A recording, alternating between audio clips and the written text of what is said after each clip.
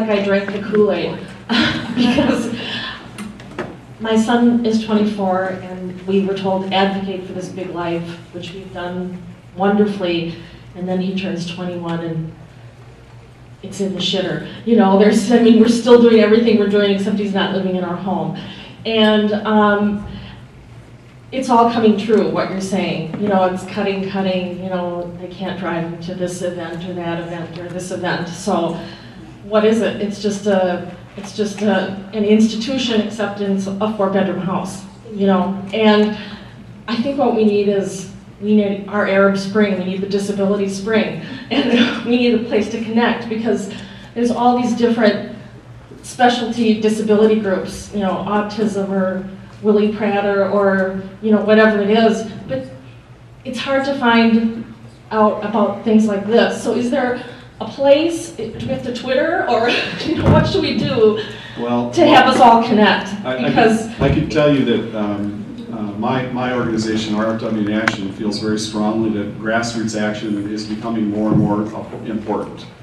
And we're in the process of trying to form local advocacy groups that are based around parents and family members, and help give them some support so they can begin interacting on a regular basis with their legislators and other policymakers. And then we're also in the process of designing a grassroots action center that would be web-based. So, and you may want to check out our website sometime. It's we try to put a lot of information out there, but it's www.rfw.ia.org, rfwia.org. But yeah, I hear you. In fact, I want to thank all you for coming, because you took time out of your busy schedules to come here and be together and talk about what the problems were and learn from each other. I think that's terrific, and this is the seeds for something, whether it's an Arab Spring or it's just damn good advocacy along the lines that we've always had to do to get what we need. This is where it starts. Do you have any recommendations for negotiating rates right now, whether it's a new admission or changing condition for somebody?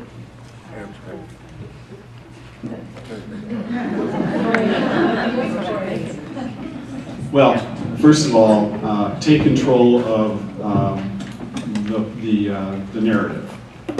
I think that organizations that have done the best job in pushing back and saying, here's why I need this funding, tend to have a little bit of a better go of it in terms of when the MCO sees your documentation and sees what it takes to provide the services and why, and how it meets their outcomes. I mean, make sure that care plan is what it should be. Then you're stand a better chance. Now, even with that, in fact, I could show something. I'll save it to the end. Things gets in the way. I'll save it to the end if anybody wants to stay a little later. But I actually have an assessment that was done by a provider that Care Wisconsin did. It's like 18 items, and to me, it's wholly inadequate for the purpose of setting rates. And if that's what you're going to argue about, you're dead. You can't argue about that assessment being related to rates. You have to say, well, that doesn't meet the needs of this person. You have to say, here's what we do. Well, the organization that actually went through that process ended up reducing the cut a little bit, but they still got cut. So obviously there's some bottom lines that the 3 MCOs that are primarily involved right now are dealing with. And I think it's unfortunate that we don't have the risk sharing that would allow them to get extra dollars in, because the only place they have to turn to stay in business themselves, to avoid bankruptcy, really is cutting provider rates and reducing service utilization. That's it. And I think that's the wrong design, and I think that's part of what legislators need to hear.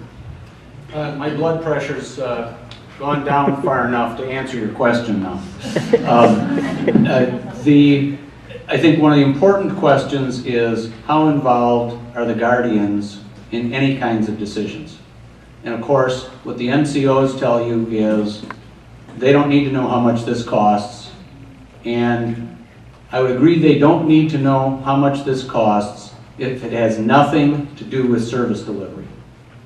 And on the other hand, if you're having a rate discussion with the MCO and you're saying, well, you understand that the person is supposed to do this kind of activity or supposed to do this 5 days a week, and if that's the rate, then it's going to be 4 days a week and they aren't going to do that other activity. You cannot have that kind of discussion without the guardian knowing about it. The guardians have to be told about changes in condition, changes in services, and so that's step one. If we're talking about not just, you know, you taking it on the chin, but providing exactly the same services, if it's going to be services at all, get your guardians involved, and then they need to be part of the discussion, and frequently that's going to loop back to if the guardians want something that hasn't been properly set out in the plan, there aren't appropriate outcomes in the plan, well then you just got to go back to the beginning and get all that stuff done, and then get back to negotiating the rate. That's the way it's supposed to work. Yeah, you know, the other thing is that the inclusion of providers in the care management team conversations, I think, is important. If you can get that done, make sure that everybody understands that you have the right to have them there, because they can have that discussion. And really, I think what we're talking about is rate cuts have consequences. Rate cuts affect care plans. And that's where it turns into something that might be appealable, because if you have to say, you know, I can no longer provide you your community integration activity of going to church every Sunday, and I haven't been able to find a natural support for you to help out with that, or you know, it's really important that you get out and spend time with your friends in whatever setting, and the MCO is saying, sorry, you've got to cut that, reduce services. You know, if that's been in that person's plan, it's a part of their outcome. They deserve to have a notice of that, and if the MCO is not seeing it that way, then you have to help them see it that way, because you make a change in the rate that affects the services that somebody can get, and I think it becomes an issue with the care plan. How does it not?